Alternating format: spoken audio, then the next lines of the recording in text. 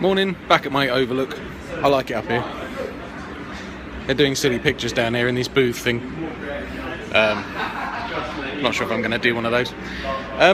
So I've moved the camera. I got used to looking outside, now I've turned it around. Yeah, morning. The tides are starting to set in. I really should apologise to anyone who doesn't know this story. I have this lazy right eye thing going on, basically because I got hit in the face with an arrow.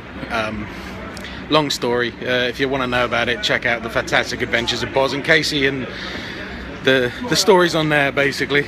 But as such, it's always half closed because I'm trying to moderate the light, because the iris is fully open, look, and it's fixed there. So the eye trauma in so many of these movies this week has been so easy to watch.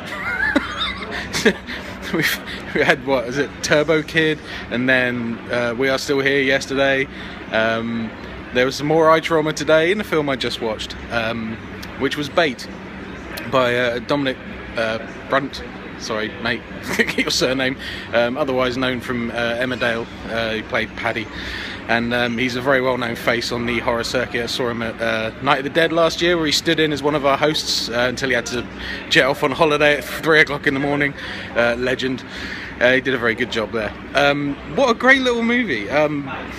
So entertaining, so heartfelt, great characters, so well established, so well fleshed out, and you know, shot in Yorkshire, and when you're British you're just like, it's so like that could be my town, my backyard.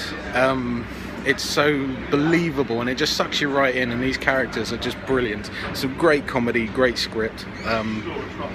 So I'd recommend this, and I'm really impressed and really happy to say it's getting a cinema release. So if you see Bait is out there and you like, yeah, it's horror, but it's got so much more to it than just that. So I mean, I would definitely go and try and check this out if you can.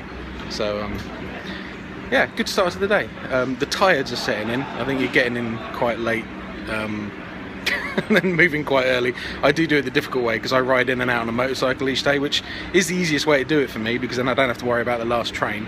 But I am regularly getting to sleep about 2:30 in the morning, and then up at 9 again and out.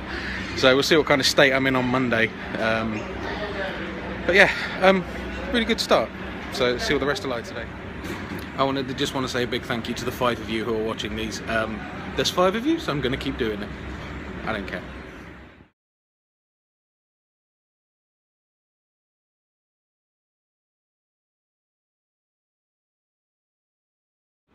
Hello. Right, so I've just seen Frankenstein. Not the big budget one that's coming out, a different version. Now, if I was any good with names, I'd give you the director's name, the leading stars.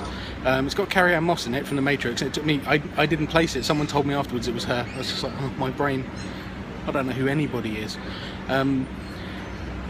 What a fantastic film. It was one of those where, if there hadn't been a Q&A afterwards, we'd have just been sitting in like stunned silence. The director even did the most like, don't do that if you want to piss me off thing in his movie. I'm not going to say what it is because it could be spoilerific, but yeah, if he wants to lose my good graces, this is the thing you do, generally speaking.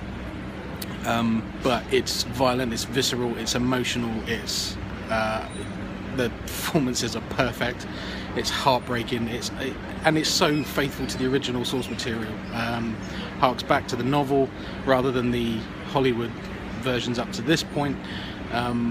If you can see this, go see it. It deserves every success. And okay, we're looking for the next Martyrs, the shocking experience. It wasn't that, but it was close, and it had me pinned to my seat, bit of dust in the air, you know, that kind of thing. So really, really good movie. Also, I just managed to meet Graham. See him here. As you can see, he has his glass of red wine, so be interesting to see if he's sliding down any walls later on. We only got a quick chat because we got interrupted, but yeah, it was nice to put a handshake to the Skype interview we had. So very nice man indeed. He is here promoting his Drawing Blood pre-order, and I'm very, very tempted to be putting down a pre-order for that book. Lots of images of his original artwork and histories and so on. There's also going to be the display and the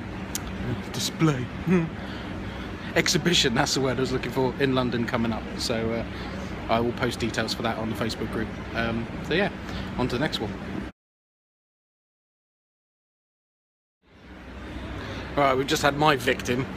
There's always a victim film for me, and today it was Shut In.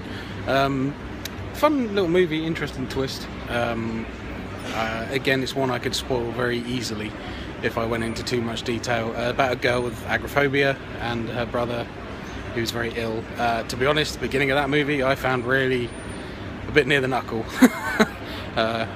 because her brother's got cancer and stuff like that, but it very quickly becomes something else, and I like it when a film does that, and I was along for the ride. But there seems to be this thing with horror movies, and I'm not saying anything new, but I've noticed it a lot over the last couple of days, it's almost like there's 60 minutes of good material, and there's 60 minutes of really engaging film there, but then there's this obligation to fill between 80 to 90 minutes, and there's sort of, in some of the films there's like stretching scenes, there's searching around looking scenes, which normally, if they're done really, really well, sort of help to build tension, and if it's not done quite right, then you feel it drag, and unfortunately I think this film does that a little bit.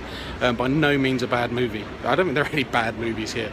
You know, it's definitely worth a look if you get a chance to see it. Good performances. I'm saying the same thing for every film. That's really starting to piss me off. This is why I don't write blogs. I don't write film reviews. I'm just better bantering with my mates about shit I like about movies. And yeah, so that was Shut In. But in that sort of lull bit I'm talking about that we seem to get a lot, it was on between 4 and 6 in the evening. I'm sorry, that is my natural shutdown time for my body, and I did nod for a few minutes and like, hold on, how did he get there? I'm just fighting it, I couldn't hold it, so I'm gonna get an energy drink. And the next one I'm going to see is Discovery Screen. It's not on the main programme, it's called The Hallows, so we'll see what I think of that one. Another spooky movie. Lots of spooky movies this year. I might be spookied out. I genuinely would like to be actually properly scared. A few things have made me jump, but I want a film to shake me up, and that hasn't happened. I would say the closest one to that so far has been Frankenstein. So this will be the end for this block. I'll try and get this posted, and then the last couple of movies I'll do on their own later. See you soon.